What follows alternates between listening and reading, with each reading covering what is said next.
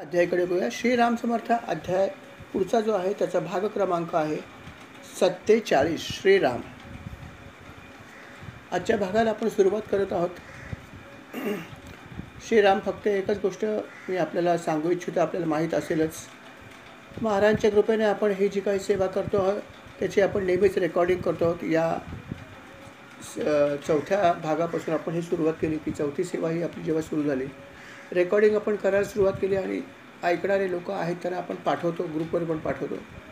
आणि आत्ताच थोडंसं काही दिवसापूर्वी यूट्यूबवर टाकायला सुरुवात केली. त्याचं कारण अर्थात माझी मुलगी ईशा आणि तिने मला असं सजेस्ट केलं की बाबा तुम्ही यूट्यूबवर टाका, म्हणजे अनेक लोकांना ऐकता येईल. कदाचित जी कोण लोक असतील अननोन पण कदाचित बघू शकतात आणि त्यांना ह्याचा लाभ होईल आणि म्हणून तुम्ही टाका. आणि अर्थात तिने हे सगळं कसं करायचं हे माझ्या पत्नीला शिकवलं, प्रियाला शिकवलं आणि तिने केलं.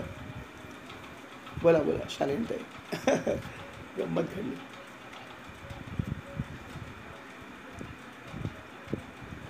महाराजांनीच केली, मला तर काही खरं.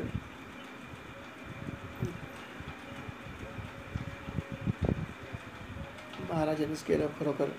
आणि मग ते आता जस्ट आम्ही सुरुवात केली आहे काल परवापासूनच. त्याचा सगळे एपिसोड आम्ही जे आहे ते यूट्यूबवर टाकायला सुरुवात केली. अर्थात मागे बरेच एपिसोड झाले. आता आपला भाग क्रमांक 47 आहे. तर मागचे बरेचसे एपिसोड आम्हाला लोड करायचे. आता ते लोड करायला 2-3 दिवस लागतील. प्रिया ते काम करतेच ही सेवा आणि सगळे आम्ही लोड करू. सध्या काही लोड झालेले आहेत आपले लेटेस्ट जे आहेत ते, आणि ते आता लोड झाल्यानंतर अर्थात तुम्ही ते कधीही ऐकू शकाल. भाग क्रमांक टाकला आणि भागवत सेवा टाकले की तुम्हाला ते सिम्बॉल दिसेल, आपल्या भागवताचं चित्र दिसेल आणि तुम्हाला लक्षात येईल की हे येस हां हो का. हां, आता सगळेच एपिसोड आपण 1-2-3 दिवसामध्ये सगळे एपिसोड जे आहेत ते पहिल्यापासून ते सगळे टाकू. सध्या आपण डेली किती टाकावे त्याला यूट्यूबवर लिमिट आहे. हां, ते सगळे एकत्र लोड करता येत नाहीत, कारण यूट्यूबवरती एका दिवशी किती लोड करायचे याची काहीतरी मर्यादा आहे. म्हणून आम्ही 3-4 दिवस टाकतो. असे मागचे सगळे हळूहळू टाकायला सुरुवात केली. काही दिवसामध्येच सगळेच 1 to 45 सगळे येतील. परंतु जो एपिसोड रोज होईल तो आम्ही टाकत राहूच. आणि मागचेसुद्धा 2-3 असे आम्ही टाकत राहू. आणि त्याप्रमाणे काही दिवसामध्ये हे सगळेच एपिसोड जे आहेत ते यूट्यूबवर लोड होतील आणि मग आपण स्वतः ते कधीही ऐकू शकता. इतरांनासुद्धा आपण जरूर पाठवा, ज्यांना ऐकायचं त्यांचं नशीब आहे. बस सेवा आपल्याला करायची आहे. बाकी आपल्याला प्रसिद्धी नको आहे, पैसा नको आहे, काहीच नको आहे. फक्त सेवा व्हावी या इच्छेनेच हे सगळं चालू आहे आणि महाराजांची इच्छा असेल म्हणूनच हे चालू असं मी समजतो. श्रीराम समर्थ. तर ह्या गोष्टीचा आपण जरूर उपयोग करावा एवढंच मी आपल्याला विनंती करेन. श्रीराम. हो, उपासना ग्रुपवर पण टाकला नाही आहे, पण टाकू आम्ही आता. त्याला काय टाकू शकतो. हो, त्याच्यावर तर हो, त्याच्यावर टाकणार. तो तर आपला मुख्य ग्रुप आहे. श्रीराम ग्रुप तर आपला पॅरेंट ग्रुप आहे खऱ्या अर्थाने. या हो, यूट्यूबवर जरी गेलं तरी इथे टाकणारच आहे. ती लिंक इथे पहिली टाकणार आणि मग यूट्यूबवर पण जाईल ती. कळलं की नाही. म्हणजे यूट्यूबवरून पण तुम्हाला मिळेल आणि इथून पण नाही समजा कुठे तुम्हाला यूट्यूबमध्ये मिळाल तर इथे तुम्हाला मिळेलच मिळेल. कळलं का. आता आजचा भाग फक्त आम्ही उद्या लोड करू, कारण आजचे आम्ही सगळे भाग टाकून झाले. तर आजचा भाग आम्ही उद्या लोड करू, पण सगळे भाग तुम्हाला आता मिळत राहतील एवढं नक्की. बरोबर आहे. तर ही एक चांगली गोष्ट महाराजांच्या कृपेने घडली. श्रीराम. श्रीराम समर्थ. आपण सबस्क्राईब पण करू शकता, म्हणजे आपल्याला पटकन तो भाग मिळेल. बाकी याच्यात काही दुसरा भाग नाही. लक्षात ठेवा, कुठलंही शुल्क लागत नाही आणि कुठलंही शुल्क कोणाकोणा आपल्याला नको आहे ना. ॲड पाहिजे, काहीच नको आहे. नाही, भागवत सेवा टाका आणि क्रमांक टाका, एवढंच टाका. माझ्या हां, भागवत सेवा क्रमांक टाका आणि 15 जे काय आता सध्या आपल्याकडे थोडे टाकलेत, बाकी सगळे टाकू. पण त्याप्रमाणे तुम्हाला मिळेल. तुम्ही 1-2-3 एपिसोड मागे जाऊन बघा येतात की नाही. तर तेवढे आपण लोड केले, तुम्ही एकदा टाकून बघा येतात की नाही, म्हणजे समजेल. आणि मग काय नाही, एक टाकू नका, अजून सगळे मागचे सगळे करायचे आहेत. आता हां, आता ते एकाच दिवशी सगळे करता येत नाही. किती 33 ते 46. हां, 33 ते 46. हां, मागून सुरुवात केली ना, आता लेटेस्ट टाकतो ना आपण. तर 33 पर्यंत लोड झाले सगळे. 33 ते 46. 33 ते 46 प्रियाने सगळे केले. 33 to 46 म्हणजे कालपर्यंतचे सगळे एपिसोड झाले 33पासून. आणि बाकीचे जे एपिसोड आहेत ते आता रोज थोडे करून टाकून सगळे 1पर्यंत एकदा पोचले की मग बॅकलॉग संपेल 2-3 दिवसात. आणि मग नंतर रोज एक एपिसोड आपला चालू राहील, त्याच्यात काही त्रास येणार नाही. आणि मुख्य म्हणजे जागा पण जी आहे ती आपली अडकणार नाही. हा पण एक फायदा आहे की सगळे एपिसोड तुम्हाला कधी तुमचा मोबाईल फ्री ठेवून तुम्हाला ऐकता येतील. कारण यूट्यूबवरती टाकल्यावरती ते आपल्या ह्याच्यात आपल्याला काय आपली स्पेस जात नाही. कळलं की नाही? यूट्यूबवर जर असेल तर तुमची स्पेस जाणार नाही. हां, आता जाणार नाही तुमची. हो, जर तुम्ही जेव्हा आम्ही ही लिंक डाउनलोड केली तर जाईल, नाहीतर नाही जाणार. हां, जाणार. डाउनलोड केली तर जाणारच ना. नाही केली तर हो स्पेस जाणारच. डाउनलोड झाल्याशिवाय ऐकू देणार नाही. बरोबर, तुमच्या ह्याच्यात तो डाउनलोड होतोच ना. पण हे जर झालं ना यूट्यूबचं, नाही, तुम्हाला यूट्यूबच्या लिंकवर फक्त खाली क्लिक करा, जी निळी लाईन दिसते त्याच्यावर क्लिक करा, डायरेक्ट तुम्ही यूट्यूबवर पोचाल. जिकडे जो टाकतो त्याला पण काही जागेचा प्रॉब्लेम नाही आणि तुमची पण जागा अडकणार नाही. तुमची जागा फ्री राहील मोबाईलची. आणि परत तुम्ही कधी फक्त नेट लावला आणि यूट्यूबवर गेलात आणि तिथे जर टाकलं भागवत सेवा आणि क्रमांक की तुम्हाला येईल. आणि आणि या भागवत कथेमध्ये भागवत कथा टाकल्या, भागवत सेवा नाही टाकल्या. नाव टाकताना भागवत कथा टाकल्या आणि पुस्तकाचा फोटो टाकला आपला, हा जो आहे श्रीमद भागवत पुराण वगैरे, हा सेम फोटो टाकला गीता प्रेसचा. तो तुम्हाला ओळखेल. मला माझं नाव पण कदाचित दिसेल, आय डोंट नो.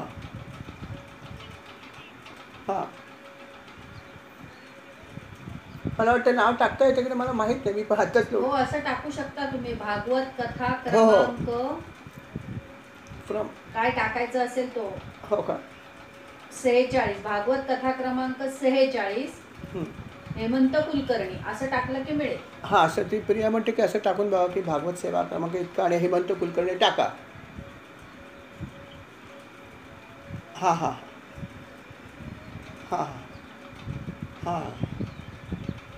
येत आहेत ना. मग मी स्वतःच नाही वापरलं, बरोबर सांगितलं निनाद, थँक्यू. हो ना. तेच तर बरोबर म्हणलं शांत की ते नाव टाकलं.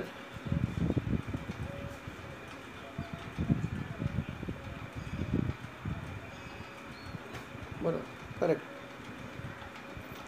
वा. आणि जसं प्रियाने सांगितलं की 33पर्यंत झालेले आहेत आपले लोड. आणि 33च्या अलीकडचे सगळे जे आहेत ते 1-2-3 दिवसामध्ये आपण ते पण अगोदरची लोड करू. आणि मग तुम्ही सगळेच अध्याय तुम्हाला अवेलेबल होतील. 1 to कालच्यापर्यंत 46पर्यंत होतील सगळे. तर ही सुविधा महाराजांच्या कृपेने आपल्याला मिळाली. आम्हाला आणि तुम्हाला दोघांनाही त्याचा फायदा आहे नक्कीच. चरित्राचं आता बघतो. पहिलं चरित्राचं मला वाटतं डिलीट केलं. चरित्र रेकॉर्ड केलं की नाही मला माहीत नाही, ते बघावं लागेल. बघूया, हे पहिलं करूया, नंतर ते बघूया नक्कीच. आहे का? वा. नयन, चांगलं केलं. आमच्याकडे कदाचित डिलीट झालं असेल, कारण काय आमच्याकडे स्पेस नव्हती एवढी कदाचित. वा. धन्यवाद. ठेव. आपण ते सगळे करू, आपण कन्वर्ट. हो, आपण ते कन्वर्ट करू. वा. छान केलं हे. नयनने खूप छान काम केलं. श्रीराम, खरंच. नयन, हे आपण नंतर करू. हे सगळे कन्वर्ट झाले एकदा ना यूट्यूबमध्ये की ते पण करू आपण जरूर. श्रीराम, जरूर करू. छान केलं श्रीराम. चला श्रीराम, आपण पुढे जाऊया. आजच्या कथेकडे बोलूया. श्रीराम समर्थ. श्रीराम. आजचा कथेला सुरुवात करण्यापूर्वी आजचा दिवस फार विशेष आहे. आपल्याला माहिती आहे आज काय आहे ते. आज वटपौर्णिमा आहे. पौर्णिमा आहे पण वटपौर्णिमा. आणि अर्थात पौर्णिमेला आपण जप करतो. तर जप पण काही लोक विचारते काय जप आहे का नाही. तर जप जो आहे तो उद्या होणार आहे, कारण पौर्णिमा 11:30ला स्टार्ट झाली आज दुपारी. त्यामुळे आपल्याला जप करायचं तो उद्या करायचं आहे. उद्या सकाळी आपण जपाचा कार्यक्रम मंदिरात ठेवणार आहोत, सकाळी 7 ते 12 मौन जप. अर्थात इतर साधकसुद्धा आपल्या घरी लांब असला तरी आपण मौन जप जरूर करावा, कारण पौर्णिमा आहे. पौर्णिमेला खूप महत्त्व आहे.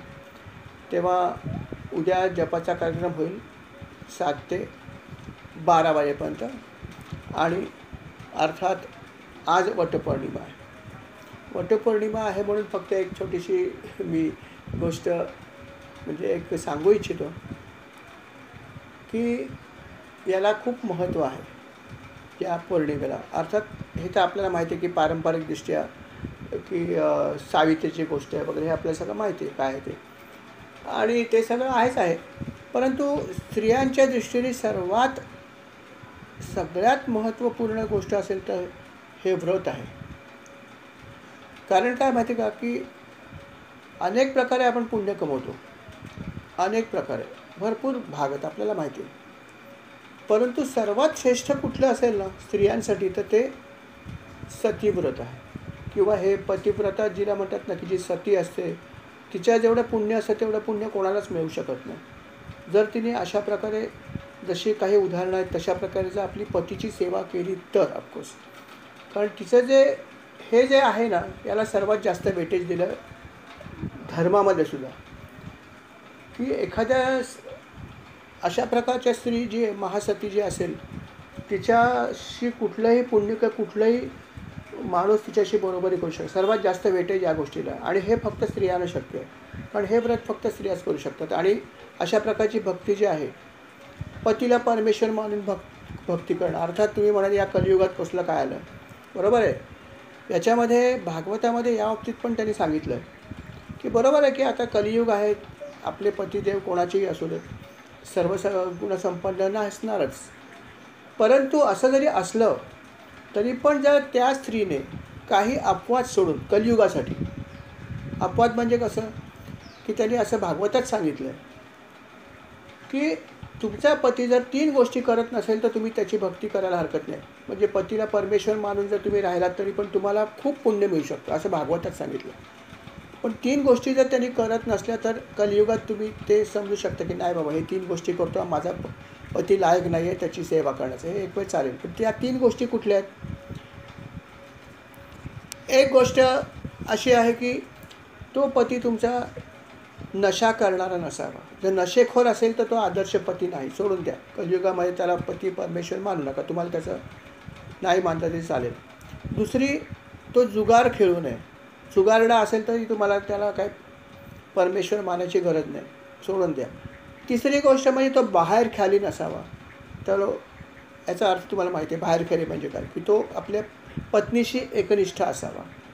या 3 गोष्टी जर तो पाळणारा असेल तर तुम्ही तुमच्या पतीशी अगदी परायण होऊन अगदी छान पतिव्रता बनून तुम्ही राहू शकता. आणि पतिव्रता बनून जर तुम्ही त्याला परमेश्वरासारखा पूजलात तर तुम्हाला जे पुण्य मिळेल ते कशाने मिळणार नाही असं भागवतात पण सांगितलं. आणि हे 3 अपवाद कलियुगासाठी दिलेत, परंतु इतर युगामध्ये तर त्या अनेक स्त्रियांनी असे त्याच्यापेक्षा जास्त दुर्गुण असतानासुद्धा त्या पतिव्रता बनलेल्या आहेत. जसं त्रेतायुगामध्ये मंदोदरी होती रावणाची पत्नी. हिचा पती कसा होता आपल्याला सांगायची गरज नाही. रावण किती दुराचारी होता. तो तर राक्षस कुळात जन्मालेला आला होता आणि दुराचारी होता. जे दुर्गुण सांगितलेत कलियुगासाठी ते गुण त्याच्यात तेव्हासुद्धा होते. तो अत्यंत कामुक होता आणि म्हणून तर त्याने सीतेचं सुद्धा हरण केलं. एक भाग हा पण होता, फक्त त्याला शाप होता म्हणून तो तिचा उपभोग घेऊ शकला नाही. त्याला फक्त असं सांगितलेलं कुठल्या स्त्रीचा जर उपभोग तुला घ्यायचा असेल तर तिची तुला संमती पाहिजे तरच घेऊ शकशील, पत्नी सोडून. आणि त्याचं कारण का की त्यांनी पूर्वी अशा काही स्त्रियांचा त्याने उपभोग घेण्याचा प्रयत्न केला होता की ज्याचा उपभोग त्यांनी घ्यायला नको होता, तरी पण त्यांनी जबरदस्तीने घेतला. तेव्हा त्याला शाप मिळाला की यापुढे जर तू कुठल्याही स्त्रीचा जर तू जबरदस्तीने उपभोग घेतलास तर तुला तत्क्षणी मृत्यू येईल. हां,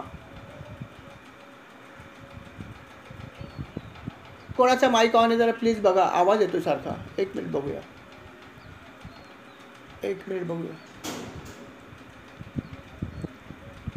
वंदना ताई, हां केला बंद. Yes, okay. तर हा जो रावण होता हा अतिशय कामुक होता म्हणजे खरं पाहिलं तर या 3 अटीमध्ये बसायचा नाही तो. त्या युगात सुद्धा तो दुराचारीच होता. तरी पण त्याची जी पत्नी आहे तिला पतिव्रता, महापतिव्रता होती मंदोदरी. म्हणजे तिचं पुण्य भयंकर होतं. असेच काही पतिव्रता पूर्वी होऊन गेलेत की ज्यांचे पती तितकेसे पुण्यवान नव्हते, नव्हे दुराचार्य होते. जसं जलंधराची पत्नी होती, मेघनाथाची हो हो गांधारी पण पतिव्रता होती, नो डाऊट अबाउट इट. पण जलंधराची जी पत्नी होती ती महापतिव्रता होती. जलंधर हा राक्षस होता आणि त्याची पत्नी महासती आणि अतिशय विष्णूंची भक्त होती मुख्य म्हणजे. आणि जलंधराचा वध जेव्हा करायचा होता तेव्हा अर्थात सगळे देव विष्णूंकडे आले, म्हणाले याचा वध करा. तेव्हा भगवान विष्णू त्याचा वध करायसाठी गेले, त्याच्याशी लढाई केली, पण त्याचा वध करता त्यांना आला नाही. कारण त्याची पत्नी पतिव्रता होती, महापतिव्रता. तिचं तेज इतकं एवढं होतं की भगवंताने सुदर्शन चक्र सोडलं ते पण त्याला मारू शकलं नाही. ते परत आलं का तर तिच्या पुण्याला टक्कर देऊन तिच्या पुण्यामुळे त्याच्या भोवती ऑरा निर्माण झाली होती. त्या ऑरेला ते स्पर्श करून मागे फिरलं भगवंताचं सुदर्शन चक्र, का तर तिची पतिव्रतापणा असल्यामुळे. म्हणजे पती दुराचारी असूनसुद्धा अशी जर तुमची निष्ठा असेल तर असं त्या युगात पण घडलं होतं. आणि मग तेव्हा शेवटी काय केलं भगवंताने की म्हणाला आता करू काय, ही तर माझीच भक्त आहे आणि काय करू आता, सुदर्शन चक्राच्या पलीकडे माझ्याकडे काहीच शिल्लक नाही आहे. तेव्हा त्यांनी काय केलं असेल, ते एकच उपाय होता आणि तो त्यांनी केला. अर्थात नाही असतं तिचं पतित्व त्यांनी भंग केलं, पतिव्रता वध त्यांनी भंग केलं. त्यांनी तिच्या पतीचं रूप घेतलं भगवंताने आणि तिच्या महालात गेले. आणि त्यावेळेस तिचा पती युद्धासाठी गेला होता. एकीकडे युद्ध चालू होतं आणि भगवंताने दुसरं रूप घेतलं आणि इथे आले. तेव्हा तिला असं वाटलं की युद्ध संपूनच आपला नवरा आला आणि तिने त्याच्याबरोबर अर्थात स्टे केला किंवा राहिली ती. आणि राहिल्याबरोबर तिचं पतिव्रत जे होतं ते तुटलं, पतिव्रत तिचं भंग झालं. आणि भंग झाल्यावरती इथे जेव्हा युद्ध सुरू होतं त्या युद्धामध्ये भगवंतानी सुदर्शन चक्राने त्याचा शिरच्छेद केला. हे सगळं नंतर तिला समजतं, नंतर यथावकाश तिला समजतं, वृंदा तिचं नाव. हे सगळं तिला नंतर समजतं की अशा प्रकारे घडलेलं आहे. तेव्हा ती त्याला म्हणते की माझ्याबरोबर असलेला हा कोण आहेस तू मला सांग, तू माझा पती नाही आहेस का, माझ्या पतीचा वध झालेला आहे, मला तसा संदेश आला आहे, मला तसं जाणवलं. तेव्हा ते मूळ रूपामध्ये प्रगट होतात, ते भगवान विष्णू असतात. अशी ती कथा आहे. आणि अर्थात ती त्यांना शाप पण देते की तुम्ही पाषाण व्हाल, तुम्ही माझे परमेश्वर आहात पण तुम्ही माझ्याशी इतकं अशा प्रकारे वागाल असं मला कधी वाटलं नाही. माझं पातिव्रत्य तुम्ही भंग केलं म्हणून तुम्ही पाषाण हृदय आहेत असं मला वाटतं, म्हणून तुम्ही पाषाण बनाल आणि गंडकीत पडाल असा शाप दिला. अर्थात भगवंताने तो स्वीकारला, म्हणाले तुझा हा शापसुद्धा माझ्यासाठी चांगलीच गोष्ट आहे म्हणून त्याने स्वीकारला. आणि अर्थात एका अंशरूपाने ते गंडकी नदीत पण जाऊन पडले. पण अर्थात तिने तो शाप मागे पण घेतला. ती म्हणाले मी शाप दिला असला तरी पण मला आता पश्चाताप होता, आणि तो शाप परत घेतला. आणि मग भगवंत परत जे आहेत ते मूळ रूपामध्ये आले. आणि ते येत असताना ह्या वृंदेने आपलं शरीर जे आहे ते स्वतःचं भस्मसात केलं योग मार्गाने. त्या ठिकाणी ती म्हणाली माझे पती आता इथे नाही आहेत म्हटल्यावर माझं शरीर इथे ठेवणार नाही, हे शरीर अपवित्र झालं आहे, माझं पातिव्रत्य भंग केलं, भगवंतानी केलं असलं तरी काय भंग तर झालंच आहे. आणि मग तिने आपल्या शरीराचा त्याग केला, भस्म केलं शरीराचं. आणि भगवंत त्या ठिकाणी ढसढसा रडले. ती जे काही तिची राख झाली होती ती राख त्याने आपल्या अंगाला लावून घेतली. आणि ती राख मग भगवान शंकराने तिथे जे आहे ते एक खड्डा खणून तिथे पुरली ती राख. आणि त्या राखीतून जे झाड आलं ते म्हणजे तुळशी. आणि म्हणून भगवंताने सांगितलं की याच्यापुढे तुळशी अर्पण जर नाही केली तर माझी पूजा पूर्ण होणार नाही. कुठलीही पूजा माझी केली तर तुळशीचा मान पहिला असेल. म्हणून भगवंताच्या सर्व अवतारांमध्ये तुळशीला खूप महत्त्व आहे. तुळशीशिवाय कुठलीही पूजा पूर्ण होत नाही. सत्यनारायणाची पूजा करताना सुद्धा आपण तुळशीचा अभिषेक करतो, विष्णू सहस्रनाम म्हणतात आणि तुळशी अर्पण करतात, सहस्त्र तुळशी दल आपण अर्पण करतो. हे महात्म्य आहे तुळशीचं. आणि हे पातिव्रत्याचं शक्ती आहे. मला म्हणायचं की पातिव्रत्य जे म्हणतो त्याला खूप शक्ती आहे की त्याच्या शक्तीसमोर प्रत्यक्ष भगवान विष्णू हरले. म्हणजे विचार करा किती शक्ती आहे. अर्थात जसं मी सांगितलं की कलियुगासाठी त्यांनी सांगितलं की या 3 गोष्टी जर तुमच्या पतीत असतील तर तुम्ही असं नाही समजलं तरी चालेल, कारण कलियुगामध्ये असं असताना भक्ती करणं कठीण आहे. पण इतर युगातल्या स्त्रियांनी केलं आहे. जसं तुलसीनी केला होता त्या युगामध्ये, मंदोदरीने केलं, अशा अनेक स्त्रिया तेव्हाही होऊन गेल्या, नाही असं नाही. परंतु कलियुगासाठी त्यांनी हे एक्सेप्शन दिलं की असं काही असेल तर तुम्ही त्यांची नाही भक्ती केली तरी चालेल, पण सर्वसाधारणपणे जर मोठे दोष नसतील तर तुम्हालाकडे मुभा आहे, करा किंवा न करा हा तुमचा प्रश्न आहे. जर तुम्हाला वाटलं की नाही मला चालू शकेल तर तुम्ही पतीला परमेश्वर मानून जरी सेवा केली तरी भागवतात सांगितलं की तुम्हाला सर्वात जास्त पुण्य मिळेल. कठीण भाग आहेच आहे, पण आहे हे सांगितलं. फक्त आजचा हा नेमका हा दिवस आला आहे आणि भागवताचा उल्लेख आहे म्हणून मी ही आपल्याला फक्त थोडीशी कथा सांगितली, थोडंसं या गोष्टीचं महत्त्व सांगितलं. बाकी कोणाला कसं वाटतं आणि काय वाटतं हा आपला भाग आहे. हा फक्त शास्त्रात काय ते मी सांगितलं. श्रीराम श्रीराम. आपण आता पुढे जाऊया. या संदर्भात आपल्याला काय बोलायचं बोलू शकतो. श्रीराम समर्थ. आपण पुढे जाऊया आणि अर्थात आपली ही जी भागवत कथा आहे तिचा पुढचा भाग आपण ऐकूया. श्रीराम. जसं आपण ऐकलं की ऋषभदेव जे आहेत त्यांनी अवधूत अवस्था स्वीकारली होती आणि त्यामध्येच त्यांनी यथावकाश आपला देह सोडून दिला. यांचा जो पुत्र होता, सर्वात ज्येष्ठ पुत्र, ज्याचं नाव होतं भरत, ज्याच्यावरून आपल्या ह्या पूर्ण देशाचं नाव जे आहे ते भरत असं पडलं असं त्यांनी म्हणलेलं आहे. त्याच्या आधी त्याला अजनाभ वर्ष असं नाव होतं. असा हा जो भरत राजा होता, अर्थात त्याला जेव्हा ऋषभदेवाने आपलं राज्य दिलं तोही अर्थात भगवंताचा सगळे गुण त्याच्यामध्ये होते आणि म्हणून त्यांनी सुद्धा खूप चांगल्या प्रकारे राज्य सांभाळलं. अनेक प्रकारचे यज्ञ त्यांनी केले, खूप यज्ञ केले त्यांनी. आणि अर्थात यज्ञपुरुष म्हणजे भगवंत होते, त्यामुळे भगवंताचीच उपासना त्यांनी केली आणि मग चांगल्या प्रकारचं राज्य त्यांनी केलं. 1 कोटी वर्ष त्यांनी राज्य केलं भरतानी. सगळ्या प्रकारच्या धर्माचं पालन करत, प्रजेचं सगळं काही चांगलं करत त्यांनी 1 कोटी वर्ष राज्य केलं. नंतर त्यांनी असा विचार केला की आता आपण भरपूर राज्य केलं आहे, तेव्हा आता आपण ही गादी जी आहे ती आपल्या पुत्रांना देऊन टाकूया आणि आपण आपला जो पुढचा भाग आहे वानप्रस्थाश्रम तिथे प्रस्थान करूया. आपल्या वडिलांचा आदर्श ठेवला. शेवटी पुत्र किंवा आपली जी संतती असते ते आईवडिलांचा आदर्श भरपूर बाबतीत बाळगू शकतात, बाळगतीलच असं नाही. अपेक्षा ठेवणं चुकीचं आहे, परंतु असं होऊ पण शकतं जर आपण तसे वागलो तर. आणि अर्थात त्याच्या वडिलांनी जे केलं होतं ते त्याला माहीत होतं, म्हणून भरत राजाने पण ठरवलं की नाही, आता याच्यापुढे मी सुद्धा माझं राज्य भरपूर झालं, मी आता हे हँडओव्हर करणार आहे. आणि त्या प्रकारे त्याने आपलं सर्व राज्य आहे ते आपल्या मुलांना देऊन टाकलं. त्यांचा राज्याभिषेक केला आणि मग तो स्वतः मात्र हरिहर क्षेत्र आहे तिथे गेला. तिथे पुलाहा नावाचा आश्रम होता, तिथे तो राहायला लागला. तिथेच अर्थात गंडकी नदी आहे आणि तिथे तो राहायला लागला. आणि अर्थात त्याचं एकच ध्येय होतं म्हणजे भगवंताची प्राप्ती करणे. आणि तो अतिशय नियमितपणे त्या वनामध्ये, त्या आश्रमामध्ये एकांतात राहत होता. सगळ्या प्रकारची पानं, फुलं, वनातल्या कंदमुळाचा तो वापर करायचा आणि त्याच्यावरतीच तो जगून भगवंताचं तो आराधना करायचा. अर्थात त्याची भक्ती खूप चांगली होती आणि त्यामुळे त्याला भगवंताच्या शिवाय काही सुचत नव्हतं. तो भगवंतमय झाला होता आणि अशा प्रकारे त्याने भरपूर तपश्चर्या केली.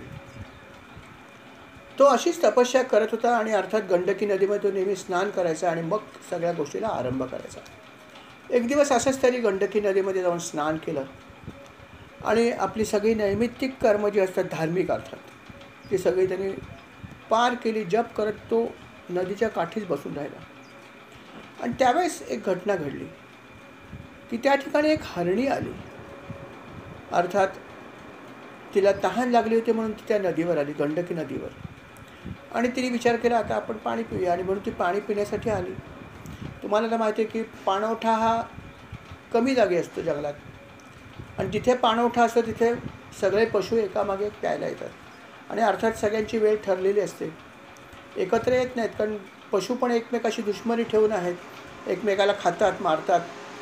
त्यामुळे जंगलातले सगळे नियम जे आहेत ते पाळतच ते येतात. तरी पण त्यांना नेहमीच सांभाळावं लागतं की कुठे आसपास मला कोणी शत्रू तर नाही आहे ना, सांभाळतच यावं लागतं. आणि त्याप्रमाणे ही हरिणे जी आहे ती अर्थात सावधगिरीने पाणी पिण्यासाठी आली होती. इकडे तिकडे बघत बघतच पाणी पी, असं नाही की पाणी प्यायला तोंड घातलं सगळं पाणी प्यायला, नाही, सतत बघायचे मागे पुढे, भीती असते. आणि त्याप्रमाणे ती हरिणी जी आहे तिथे पाणी पिण्यासाठी आली. राजा बाजूला तपश्चर्या करत बसलेला होता. अर्थात हरिण किंवा हरिणी ज्या हा प्रकार खूपच ते भित्रे असतात, असंही त्यांना खूप भीती असते. आणि ती सावधगिरीने आली होती, साशंक नजरेने इकडे तिकडे बघत होती. मला आसपास कोणी पकडणार तर नाही ना, मला भीती तर नाही आहे ना. आणि अशा प्रकारे ती बघत बघत पाणी पित होते. तेवढ्यात अशी गोष्ट घडली की तिला सिंहाची डरकाळी ऐकू आली. सिंहाची प्रचंड डरकाळी तुला ऐकू आली. आणि अर्थात तिचं काळीज धडधड करायला लागलं. तिला तहान लागली होती, ती तहान तिची भागली नव्हती. पाणी थोडंसं प्यायला परत दुसरी डरकाळी ऐकू आली. मग तिला लक्षात आलं की अरे, आपण असे जर पाणी पित बसलो तर आपला मृत्यू अटळ आहे. दुसऱ्या क्षणी तिने पाणी पिण्याचं सोडलं आणि घाबरून नदीच्या वरून उडी मारण्याचा प्रयत्न केला. त्यावेळेस ती गर्भवती होती आणि त्या धावपळीमुळे, सिंहाच्या भयामुळे तिने खूप लांब उडी मारली. आणि अर्थात अशा प्रकारे तिने उडी मारल्यामुळे त्या हरणीचा गर्भपात झाला. आणि अर्थात तिचं जे छोटंसं नवजात पाडस होतं ते पाण्यात पडलं. ते पाडस पाण्यात पडलं आणि ती एकीकडे आणि पाडस एकीकडे, अशी परिस्थिती निर्माण झाली.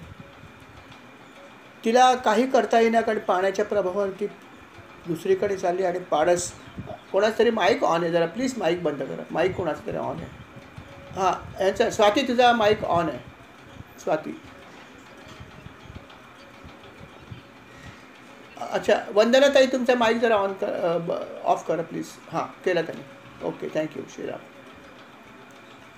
तर अशा प्रकारे तिचं पाडस एकीकडे पडलं आणि ती एकीकडे पडली. आणि अर्थात या सगळ्या गोष्टीमध्ये तिला मृत्यू पण आला. भयामुळे अर्धा मृत्यू आला. आणि अर्थात तिला मृत्यू आला आणि पाडस मात्र जिवंत होतं आणि ते नदीमध्ये होतं, प्रवाहामध्ये गटांगळ्या खात होतं. आणि या सगळ्या गोष्टीमध्ये अर्थात जो राजा तिथे बसला होता, भरत राजा, त्याचं लक्ष तिथे गेलं. तो म्हणलं काय हे एवढा काय घडलं. आणि त्यांनी बघितलं तर खरोखर ती हरिणी जी आहे तिला मृत्यू आला होता. आणि तिचं पाडस जे नवजात होतं, गर्भपात झाल्यामुळे खाली पडलं होतं, अवेळी जन्माला आलं होतं, ते पाण्यामध्ये अर्थात तडफडत होतं. आणि अर्थात राजाला त्याचं दुःख बघवलं आणि राजाने लगेच त्याचं कर्तव्य केलं. राजाने पाण्यामध्ये उडी मारली आणि त्या पाडसाचा जीव वाचवला. अर्थात खूप चांगली गोष्ट त्यांनी केली, प्रश्नच नाही. त्यांनी त्या पाडसाला वर आणलं आणि आपल्या आश्रमात नेलं. पाडसाला अर्थात त्याची आई नव्हती. मग त्या पाडसाचं त्यांनी पालनपोषण करायचं ठरवलं. त्यांनी विचार केला की हे सुद्धा महत्त्वाचीच गोष्ट आहे, ही काही चुकीची गोष्ट नाही आहे. कारण भगवंतांनी सांगितलं समदृष्टी ठेवा. भगवंतांनी सांगितलं प्राणीमात्रामध्ये भगवंत बघा.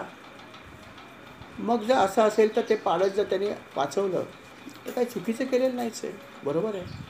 आणि म्हणून त्यांनी पाडसाला वाचवलं नव्हे, त्याचं पालनपोषण पण करायला सुरुवात केली. की याला सोडून कुठे देणार, जंगलात गेलं परत कोणतरी खाऊन टाकेल. लांडगा पण खाऊ शकतो, कुत्रे पण खाऊ शकतात. मग त्यांनी त्याला, या मातृहीन पाडसाला जे आहे ते आपल्या आश्रमात ठेवून त्याला वाढवायला सुरुवात केली. त्याला तो दूध आणून द्यायचा, त्याला हवं ते चारा आणून द्यायचा. आणि अर्थात तुम्हाला माहिती आहे की कुठलाही प्राणी जर तुम्ही त्याला थोडासा जरी जीव लावला तर ते तुमच्या अगदी खास जवळ होतं, अगदी तुमचं लाडीकपणे ते तुमच्या जवळ येतं, तुमचे पाय चाटतं. मग ते मांजर असो, कुत्रा असो, ह्याचा अनुभव तर आपण घेतलाच आहे की हे सगळे प्राणी असतात ते खूप लॉयल असतात. आणि मग अर्थात हे तर पाडस होतं, हे तर मुळातच लाघवी स्वभाव होतं. आणि म्हणून ते सुद्धा अर्थात भरताशी त्याचे खूप प्रेम निर्माण झालं. आणि ते भरतावर खूप प्रेम करायचं. आणि अर्थात भरत राजा पण त्याच्यावर खूप प्रेम करायचा. आणि मग त्यांनी त्याचं पालनपोषण करायला सुरुवात केली, लाड करायला सुरुवात केली. त्याचा वेळ कसा जायचा त्याला समजायचं नाही. परंतु या सगळ्या गोष्टीमुळे जे त्याचे यमनियम होते पूर्वीचे, किंवा भगवंताची पूजा अर्चा किंवा भगवंताचं तप करण्यासाठी त्याचा जो वेळ होता, त्या वेळेवर त्याचा परिणाम झाला. त्याच्या यमनियमावरती गदा आली, त्याचे यमनियम पाळायचा भाग कमी कमी होत गेला. भगवंताची पूजा अर्चा करायला त्याला वेळ पुरेना, तपश्चर्या करणं त्याला कठीण होत गेलं. कारण त्याचा सगळा वेळ त्या पाडसामध्ये जायला लागला, की माझं पाडस जेवलं का, माझं पाडसाला आज नीट अन्न मिळालं की नाही, आता कुठे गेलं आहे, फिरायला गेलं आहे कुठे, तर त्याला कुठे धोका तर होणार नाही ना, लहान आहे अजून ते, एखादं श्वापच जर आलं तर त्याला खाऊन टाकेल, त्याला काळजी वाटायची. येईपर्यंत तो विचार करायचा, जरी मी एकटा असलो घरी तरी मला काळजी. जसे आपल्या मुलांची काळजी आपल्याला असते, जेव्हा मुंबईला आपली मुलं कामाला जातात तर आपण म्हणतो युद्धावर गेल्यासारखंच आहे. मुंबईहून परत येणं म्हणजे युद्धाहून परत येण्यासारखंच आहे. बघा, परवा बघितलं लोकलमध्ये किती माणसं मेली. मुंबई म्हणजे युद्धच आहे, प्रवास करणं. आणि आपल्यालाही आपल्या मुलाबाळांची, आपल्या प्रियजनांची चिंता असते, की आपले जे कोणी लोक कामावर गेले असतील ते संध्याकाळी येईपर्यंत आपल्याला चिंता असते, पाऊस पडतो, काय होतं, आपण घरी आहोत. आणि अर्थात तशी चिंता ह्या राजालाही वाटत होती.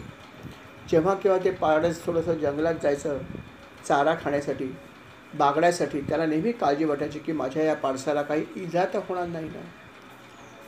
आणि अशा प्रकारे त्याला चिंता वाटायचं. आणि त्याचा परिणाम असा झाला की त्याची भगवंताची भक्ती जी आहे त्याच्यावरचं ध्यान हटलं आणि सगळी भक्ती या पाडसावर त्याची व्हायला सुरुवात झाली. त्याला हे काही लक्षात आलं नाही की त्याने विचार केला माझं कर्तव्य आहे ह्याची काळजी घेईल. आणि म्हणून तोही पाडसाला त्याने सगळ्यात एक नंबरची प्रायोरिटी दिली, आपल्या हिशोबात प्राधान्य दिलं की पाडस जे आहे ते सर्वात महत्त्वाचं आहे. याचं सगळं नीट झाल्यावर जो काय उरलेला वेळ असेल त्याच्यामध्ये भगवंत आहेच ना, चाललाय कुठे. जसं आम्ही म्हणतो ना, अरे आमचं सगळं करायचं आहे, आम्हाला हे सगळं करायला सांगितलेलं आहे, हे सगळं त्याग करायचा नाही आहे, सगळं झाल्यावर उरलेल्या वेळात आम्ही जप करू, नाम घेऊ ना, कुठे नाही म्हणतो तुम्हाला. असंच थोडंसं त्याचं पण झालं की त्या पाडसाच्या मागे हा जेव्हा लागला त्याच्यानंतर त्याचं सगळं नैमित्तिक जे आहे ते उपासना मागे पडली. आणि पाडस एके पाडस, पाडस एके पाडस. आणि अर्थात आनंद तर येणारच, काय येणार नाही. आणि अशा प्रकारे त्याचे दिवसामागे दिवस चालले होते. पाडस हळूहळू मोठं होत होतं, त्याला प्रेम वाढत चाललं होतं. काही दिवसांनी तर त्याला त्या पाडसाची इतकी सवय झाली की तो पाडसाला क्षणभर पण आपल्या नजरेआड होऊ देईना. कुठेही जायचं नाही, तू इथेच राहायचं, तुला सगळं मी आणून देईन, तुला काय खायला पाहिजे आपण दोघं जंगलात जाऊ, मी तुझ्याबरोबर येईन. अशा प्रकारे त्या पाडसाशी त्याचा जीव लागला आणि तो पाडसाशी पूर्णपणे लिप्त झाला. आणि त्याला याची काहीही जाणीव नव्हती की आपण काय करतो. आणि अशा प्रकारे बरेच दिवस गेले. पाडस हळूहळू हळूहळू हळूहळू हळूहळू मोठं होत होतं. आणि याचं दिवसेंदिवस शरीर जे आहे ते अर्थात खंगत चाललं होतं, वृद्धत्व आलं होतं. 1 कोटी वर्ष आधीच त्याने राज्य केलं होतं, त्याचा वृद्धापकाळ आला होता, त्याचा अंतकाळसुद्धा जवळ येत चालला होता. परंतु त्याला याचं भान नव्हतं. त्याला आता फक्त एक आणि एक म्हणजे ते पाडस त्याच्या डोळ्यासमोर होतं, भगवंत त्याच्या डोळ्यासमोर नव्हता. भगवंताला प्राप्त करण्यासाठी त्यांनी खरं पाहिलं तर या सगळ्या राज्याचा तरी त्याग केला होता, आपल्या मुलाबाळांचा त्याग केला होता. पण इथे आल्यावर हा या पाडसाच्या मागे लागला आणि सगळं काही विसरून गेला. यथावकाश वृद्धापकाळामध्ये बघता बघता त्याचा अंतकाळसुद्धा जवळ आला. अंतकाळसुद्धा त्याच्या जवळ आला, पण तरीसुद्धा त्याला ते पाडसच दिसत होतं. नव्हे ते पाडस तरी कधीच लांब जाऊ दिलं नाही. जेव्हा त्याचा अंतकाळ जवळ आला तेव्हासुद्धा पाडस त्याच्या नेमकं जवळच होतं. आणि पाडसालासुद्धा अर्थात लक्षात आलं की आपला हा मायबाप जो आहे हा आता बहुतेक काही क्षणांचा काही काळाचा सोबती आहे, त्याला समजतं अर्थात. आणि म्हणून ते त्याच्या जवळच बसलं आणि त्यालाही शोक व्हायला लागला. ते बघितल्यावरती याला अजून जास्त फार दुःख झालं की अरे, त्याला चाहूल लागली आपल्या ह्या शरीर त्यागाची. आणि आपल्याला चिंता आहे की याचं माझ्या मागे कसं होणार. इतकी दिवस मी याला सांभाळलं, याला ना आई ना बाप, याला मी खायला घातलं, प्यायला घातलं, पण आता ह्याच्यानंतर ह्याचं या क्रूर जंगलामध्ये कोण रक्षण करणार? अनेक श्वापदं आहेत, लहान आहे अजून, याचं कसं होणार? अशा प्रकारची त्याच्या मनामध्ये चिंता निर्माण झाली आणि त्यालाही खूप चिंता वाटायला लागली की या पाडसाचं कसं होणार. काळ जवळजवळ येत चालला होता हे त्याला समजत होतं, पण त्याचं मनात एकच चिंता होती की माझ्या या पाडसाचं काय होणार. आणि काळ अक्षरशः त्याच्या शरीरात शिरला, त्याचा प्राण हरण करण्यासाठी आला, तरी पण त्याला हीच चिंता होते की माझ्या पाडसाचं काय होईल. आणि अशा प्रकारे ह्या पाडसाचं चिंतन करत असतानाच त्याचा प्राण निघून गेला. त्याचा शरीराचा त्याग केला प्राणाने, यमधर्माने त्याचा प्राण हरण केला. पण अर्थात प्राण जात असताना हरिणाची स्मृती त्याच्याबरोबर होती. अंतकाळी अर्थात हरिणाची स्मृती त्याच्याबरोबर होती आणि ती स्मृती असतानाच त्याचा प्राण निघून गेला. आणि अर्थात या भगवंताच्या नियमाप्रमाणे अंतकाळी जे काही आपल्याला आठवतं त्याप्रमाणेच पुढचा जो आहे तो आपला जन्म मिळतो, असं तर भगवद्गीतेत सांगितलं की अंती सा मती सा गती, असं भगवद्गीतेत भगवंताने म्हणलं आहे. आणि त्याप्रमाणेच घडलं की अंतकाळी त्याला फक्त आणि फक्त हे हरिण आठवत होतं, हे पाडस आठवत होतं.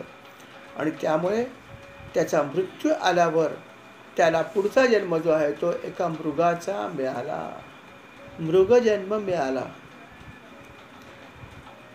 मृगजन्म मिळाला, परंतु त्याचं नशीब चांगलं होतं, त्याचं पुण्य चांगलं होतं की जेव्हा त्याला मृगजन्म मिळाला, मृगयोनी मिळाली, तेव्हा त्याला या गोष्टीचं स्मरण राहिलं की मी आधीच्या योनीमध्ये कोण होतो. जसं गाणं आहे, कोण होतास तू, काय झालास तू, असं एक मराठीमध्ये गाणं आहे, खूप छान आहे. तसंच थोडंसं झालं. त्याला नंतर आठवलं, अरे मी आता मृग झालो आहे, पण मी पहिला कोण होतो आणि काय झालो आहे.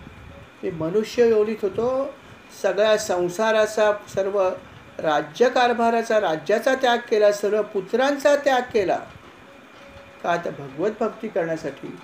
आणि शेवटी एका सामान्य अशा ह्या मृगाच्या मोहात पडलो आणि मृगयोनी मला प्राप्त झाली. भगवंताला विसरलो. ही माया भगवंताची की भले भले लोक त्याच्यात कधी फसतील सांगू शकत नाही. इतका मोठा भरत राजा होता, इतका भगवंताचा भक्त असून तो शेवटी तिथे अडकला मायेमध्ये. म्हणून हा अध्यात्म मार्ग खूप कठीण आहे. म्हणून आपल्याला खूप सावध राहायला पाहिजे. आपली अवस्थासुद्धा अशी होऊ शकते. आपण त्या संसारात आहोत, तो तरी वनात गेला होता, तरी पण तिथे असताना तो मृग योनी त्याला प्राप्त झाली. आपण त्या संसारात आहोत, विचार करा. संसारात असल्यामुळे जर आपण अशा प्रकारचे जे कुठले विचार करू, ते विचार करत असताना ज्या प्रकारचे विचार आपण करू त्या प्रकारचा जन्म मिळणार, हे 100% सत्य आहे. जर आपण पशुचा विचार केला तर पशु योनीत सुद्धा पोचू, किती कर्म चांगली केली असली तरी. भरत राजा हा पुण्यवान होता, लक्षात ठेवा. पापी होता म्हणून पशु योनीत गेला नाही. फक्त तो अंतकाळी त्यांनी पशुयोनीचं चिंतन केलं, म्हणून ज्या पशुयोनीचं त्यांनी केलं त्या योनीत पोचलं. अर्थात अंतकाळी तेच आहे की अंतकाळी जे आहे ते भगवंताचं स्मरण न करता तुम्ही ज्या गोष्टीचं स्मरण कराल त्या ठिकाणी त्या योनीला तुम्ही प्राप्त व्हाल. मग ती पशुयोनी असो ना तर अजून कुठली योनी असो, हे महत्त्वाचं आहे. म्हणून भगवंताची स्मृती शेवटी यावी, भगवंताचं नाव शेवटी ओठामध्ये येण्यासाठी आधी खूप अगोदरपासून आपण ते नाम घेतलं तरच येईल ना अंतकाळी. म्हणून नामस्मरण सतत केलं पाहिजे. पण भरत राजाचं एक वैशिष्ट्य होतं, त्याला जरी पशुयोनी प्राप्त झाली तरी पण तो पुण्य खूप त्याचं होतं आणि म्हणून त्याला या गोष्टीची स्मृती होती की आपण आधी कोण होतो. आपल्याला याची स्मृती नाही. आपण सुद्धा अर्थात चांगल्या ठिकाणून आलो आहोत आणि चांगली योनी मिळाली यात शंका नाही. आपल्याला मानव जन्म मिळाला, हा खूप चांगला जन्म आहे. परंतु आपण पूर्वी काय केलं होतं आणि काय नाही केलं हे आपल्याला आठवत नाही आहे. परंतु भरत राजाला मात्र हे आठवलं, कारण त्याचं पुण्य खूप होतं. त्याचा एकच फक्त हा प्रॉब्लेम होता का एकच हा दोष होता की त्याने पशुयोनीचं शेवटी चिंतन केलं. म्हणून पशुयोनी प्राप्त झाल्यावर सुद्धा त्याला हे आठवत होतं की मी काय केल्यामुळे हे घडलं, आणि त्यामुळे त्याला हे लक्षात आलं की माझी काय चूक झाली होती. आणि म्हणून त्यांनी ते ठरवलं की मी आता ही चूक करणार नाही. आता मला पशुजन्म प्राप्त झालेला, आता मी एक सामान्य असं हरिण बनलेलो आहे, मृग बनलेलो आहे. पण भगवंताची कृपा आहे माझ्यावर की मला हे आठवतंय की माझी काय चूक झाली आणि मला या योनीत यावं लागलं. म्हणून आता तीच चूक मी करणार नाही. आता कुठल्याही प्रकारची मी आसक्ती ठेवणार नाही. आणि मग त्याने अर्थात सर्व प्रकारची आसक्ती सोडून दिली. ज्या पशुजन्मात तो होता त्या पशुजन्मातल्या कुठल्याही मृगाशी त्याने कुठलाही संबंध ठेवला नाही. त्याने ते सगळं सोडून दिलं आणि अर्थात तो दुसऱ्या ठिकाणी लांब गेला. आणि अर्थात तो पुलस्त्य नावाचे जे पुलह ऋषी जे होते त्याच्या आश्रमाच्या जवळ गेला आणि तिथे तो राहायला बाकी सगळ्या गोष्टीची आसक्ती सोडून. कोणाशी त्याने रिलेशन ठेवले नाही, आसक्ती ठेवली नाही. कारण का की परत एखादा जन्म मिळायचा वेगळा काहीतरी. आणि म्हणून त्यांनी सगळ्या आसक्तीचा त्याग करत या गोष्टीची आठवण करत तो वाट बघत होता आपला काळ कधी येतो. आणि अर्थात यथावकाश वेळ आल्यावर ही योनी पण त्याची जी आहे ती समाप्त झाली. अर्थात त्याने आपलं शरीर त्या पवित्र अशा गंडकी नदीमध्ये सोडून दिलं. कारण त्याला माहिती होतं की ही नदी खूप पवित्र आहे. आणि त्या नदीमध्ये त्याने आपलं शरीर जे आहे ते बुडवलं आणि अर्थात त्याला मृत्यू आला. अशा प्रकारे त्याचा तो जन्म संपून गेला. त्यांनी मृग झाल्यावरती ती चूक केली नव्हती आणि भगवत भक्ती त्याची पहिल्यापासून होतीच. त्यामुळे अर्थात जे त्याला पुढच्या जन्मात व्हायला पाहिजे ते आता या जन्मात घडलं की मृग योनीनंतर त्याला पुढचा जन्म जो मिळाला तो मात्र मानव योनीत परत मिळाला. आणि यावेळेस त्याला जन्म मिळताना ब्राह्मण कुळात त्याला जन्म मिळाला. त्याआधी तो मानव असताना क्षत्रिय कुळामध्ये होता, परंतु त्याची अवनती झाली आणि तो पशुयोनीत पोचला. परंतु पशुयोनीतून तो परत एकदा मानव योनीत आला आणि यावेळेस त्याला मानव योनीमध्ये सुद्धा ब्राह्मण कुळामध्ये त्याला जन्म मिळाला. अशा प्रकारे त्याचा भगवंतांनी परत एकदा उद्धार केला आणि त्याला परत एक संधी दिली की आता तुला मानव जन्म दिला ते पण उच्च कुळात दिला आहे, आता तू कर काय करशील ते. अशा प्रकारे त्याच्या आराधनेचं त्याला फळच मिळालं एक प्रकारे. अर्थात ब्राह्मण कुळात तो जन्माला आला. अंगरस नावाचा गोत्र होतं. त्या गोत्रात जो एक ब्राह्मण होता त्याच्या ज्येष्ठ पत्नीपासून त्याला जे पुत्र झाले 9 पुत्र झाले. त्याच्यामध्ये एक कनिष्ठ पत्नीपासून 1 पुत्र आणि 1 कन्या असं जुळं पण झालं. आणि त्या दोघांपासून जो 1 पुत्र झाला तो जो होता तो हा राजा भरत होता पूर्वक्षमीचा. आणि अर्थात तो या ठिकाणी ब्राह्मण कुळामध्ये अशा प्रकारे जन्माला आला होता. अर्थात तो हा त्याचा तिसरा जन्म. पहिला जन्म भरत राजाचा, दुसरा जन्म मृगाचा आणि तिसरा जन्म अर्थात हा ब्राह्मण कुळातला जन्म. पण पूर्वपुण्यामुळे त्याला ह्या सगळ्या जन्माचं आठवण होती. त्याला आपल्या अगोदरचे दोन्ही जन्म आठवत होते कारण पूर्वपुण्याई. आणि अर्थात पूर्वपुण्याई असल्यामुळे त्यांनी परत तेच ठरवलं की बाबा जी चूक मी पहिल्या जन्मात केली होती भरत राजा असताना ती मला आता करायची नाही आहे. दुसऱ्या जन्मात मी चूक केली नाही म्हणून मला आता मानव जन्म मिळाला आहे, ते पण मला ब्राह्मण योनीत ब्राह्मण याच्यात मिळाला आहे. तर मी आता परत चूक करणार नाही. आता मला आसक्ती ठेवायची नाही आहे. मला मोक्ष हवा आहे, भगवंत हवे आहेत. हे सगळं त्याला आठवण होती. आणि म्हणून त्यांनी एक ठरवलं की आता ह्या सगळ्या गोष्टीचं स्मरण ठेवायचं मानव योनीत आणि कोणाबरोबरही काहीही संबंध ठेवायचा नाही. कारण मानव योनीतसुद्धा अर्थात आपले स्वकीय भरपूर आहेत. आई वडील असतील, भाऊ बहीण असतील, सगळा परिवार असेल. पण यांच्याशी आता आपण कुठल्याही प्रकारचा रिलेशन संबंध ठेवायचा नाही. कारण ठेवला तर परत आसक्ती निर्माण होईल. आणि म्हणून त्यांनी सगळ्यांची साथ सोडली, कोणाशी काही रिलेशन ठेवलं नाही. आणि अर्थात भगवंताचं मात्र तो नामस्मरण किंवा ध्यान जे ते मात्र तो करायचा. भगवंताला तो विसरला नाही कधी, हे वैशिष्ट्य. किंबहुना भगवंताला विसरला नाही म्हणूनच त्याला हा अशा प्रकारे जन्म जरी वेगवेगळे मिळाले तरी सगळी स्मृती त्याची कायम राहील, या पुण्यामुळेच. अर्थात या जन्मामध्ये त्यांनी कोणाशी काही जरी संबंध ठेवले नाही तरी पण त्याच्या वडिलांनी त्याचं काम केलं.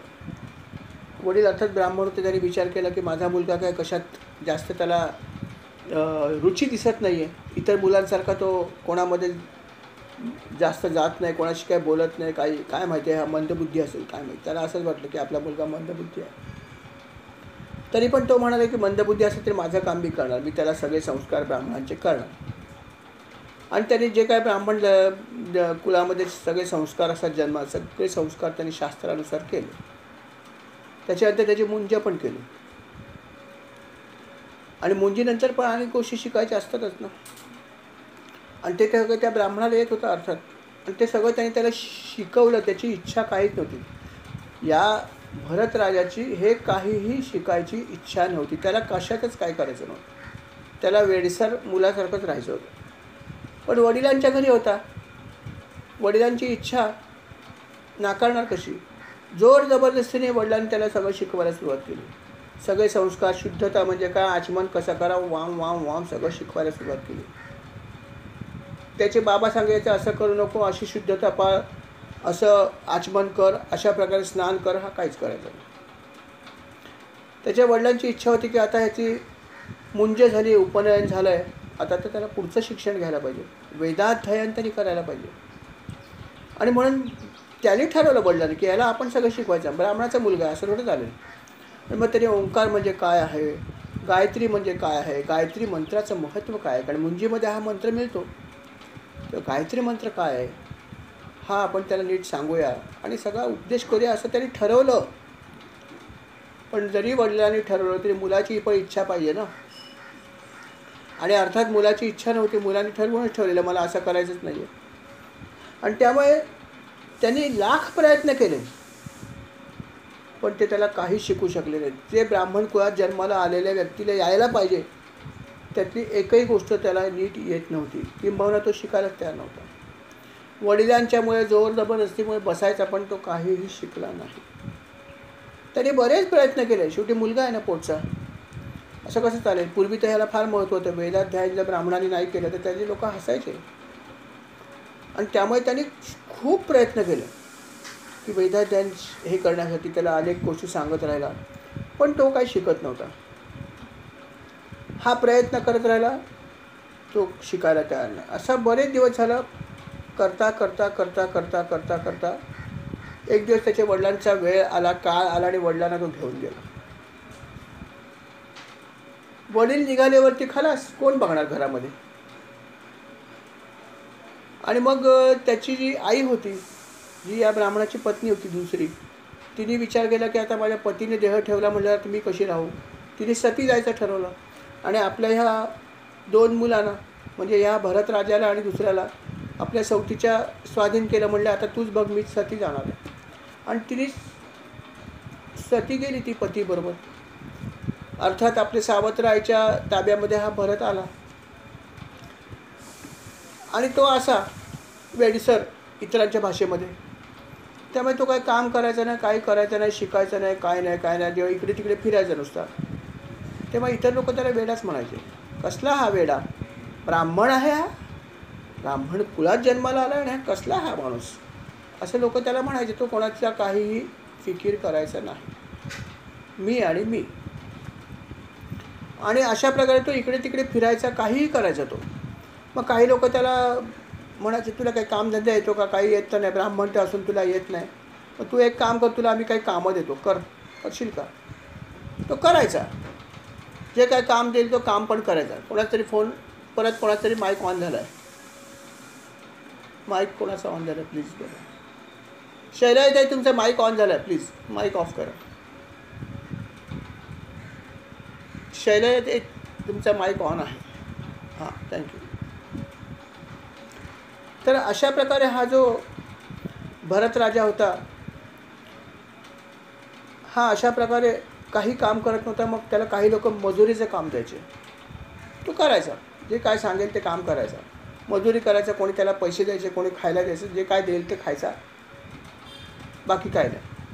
असं जेव्हा तो करायचा तेव्हा घरी जेव्हा तो यायचा तेव्हा घरातल्या लोकांनी विचार केला की हा तर काही काम करत नाही, घरामध्ये पण काही मदत करत नाही, ब्राह्मण असून काहीही कुठलंही काही शिकलेलं नाही आहे, कोणाकडे काय जाऊन करावं, काय पूजा अर्चा ते तर सोडूनच द्या. तेव्हा याला आपण पोसायचा कशाला फुकटचा, याला आपण आपल्या घरात कामाला लावूया ना. घरी शेती थोडीफार होती, आई सावत्र होती, मग तिने आपल्या मुलाने सांगितलं याला कामाला लावा. मग मुलं म्हणले ठीक आहे, नाहीतरी नुसताच खातोय पितोय. मग त्याच्या भावाने त्याला शेतामध्ये कसली कसली कामं द्यायची, अशी सगळी मोलमजुरी करायची, आणि तो कुठल्याही प्रकारचं तक्रार न करता, थंडी वारा उष्णता कशाचा विचार न करता जे काय काम देईल तो करायचा. मग कधी खड्डा खणायला सांगायचे, कधी माती घालायला सांगायचे, पाऊस असो वारा असो, त्याला काहीही काम सांगितलं तो कुठलीही कंप्लेंट न करता, कुठलीही तक्रार न करता ती सगळी कामं तो करायचा. आणि नंतर जे काय खायला देईल, मग ते शिळं असेल, ते चवहीन असेल, ते पण अन्न तो आनंदाने खायचा, कुठलीही तक्रार न करता. विचार करा, घरातलाच माणूस होता तो, पण तरी हे असं अन्न तो खाऊ शकायचा, कुठलीही चव नसलेलं अन्न, वाईट अन्न, सकाळचं शिळं अन्न तो खायचा, कुठलीही कंप्लेंट न करता. आणि अशा प्रकारे तो त्याचं काम त्याला दिलेलं करून झालं की जे काय खायला देतील ते खायचं आणि परत झोपायचं, काहीही करायचं नाही. आंघोळ तर अजिबात नाही. जे सर्वात महत्त्वाचं आहे की ब्राह्मणांनी सर्वात पहिली स्नान संध्या करायची असते, आंघोळ करायची असते, की तो करायचाच नाही. आणि जर त्यांनी स्नान केलं नाही तर बाकीचं काय करण्याचा प्रश्न येत नाही. मंत्रमंडळाने यायचं सगळं आमचा भाग झाला.